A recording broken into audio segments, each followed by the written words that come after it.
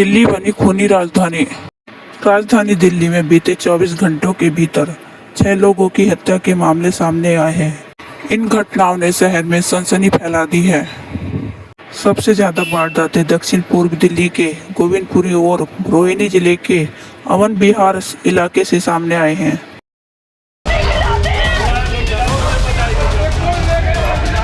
24 घंटे में 6 मर्डर।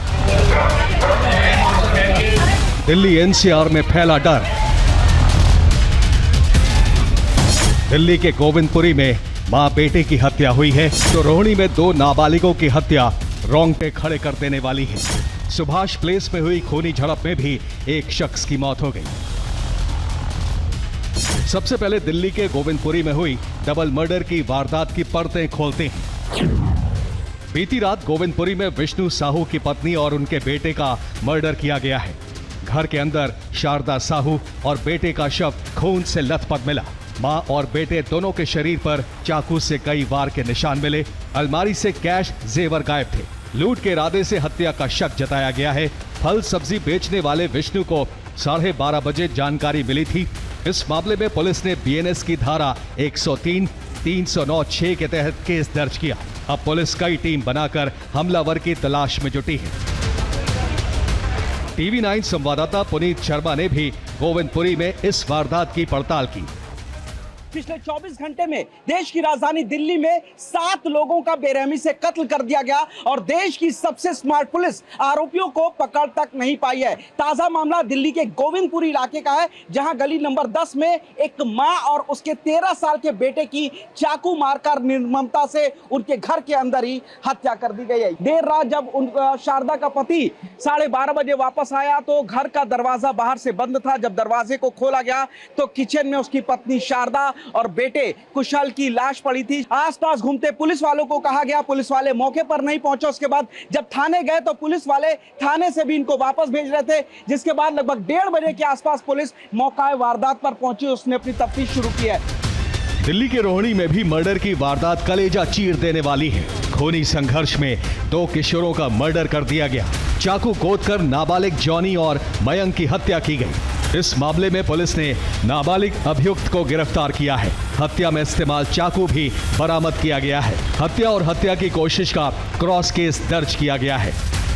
हमें करीब 4:30 बजे के आसपास में मैसेज मिला, किसी का कॉल आया है कि आपके लड़के को चोट लगी है बिल्डिंग स्कूल के पास में। जैसे ही हम वहाँ पर गए तो वहाँ से बोला गया हॉस्पिटल में ले गए, हॉस्पिटल में चोट लगी है। तो वहाँ से हम हॉस्पिटल में आए तो इमरजेंसी हमने पता किया तो बोला कि आपका लड़का डेड हो गया है। उसके साथ में एक लड़का और डेड हुआ है। पश्चिम दिल्ली के सुभाष प्लेस इलाके में हुई वारदात भी खौफनाक है। संपत्ति विवाद में चाचा भतीजे में खूनी झड़प हुई। इस खूनी संघर्ष में 53 साल के राजेश की मौत हुई है। राजेश पर भतीजे दीपक ने चाकुओं से कई प्रहार किए। झड़प के दौरान चाचा राजेश सीढ़ियों से गिर पड़ा, जिससे उसकी मौत हो गई, तो भतीजे दीपक का अस्पताल में इलाज जारी है।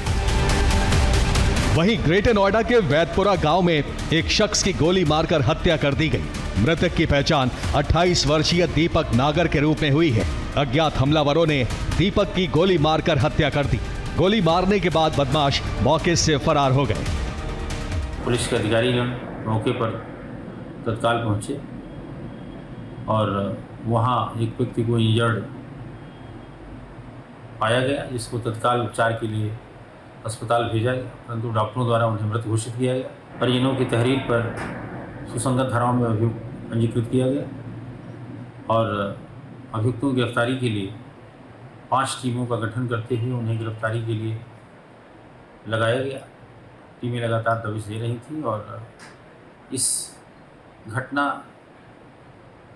एवं षड्यंत्र में शामिल 4 अभियुक्त, जिनके नाम क्रमशः नवीन, अभि उर्फ अभय, आकाश, मोगली उर्फ पवन है, इनको गिरफ्तार कर लिया गया है।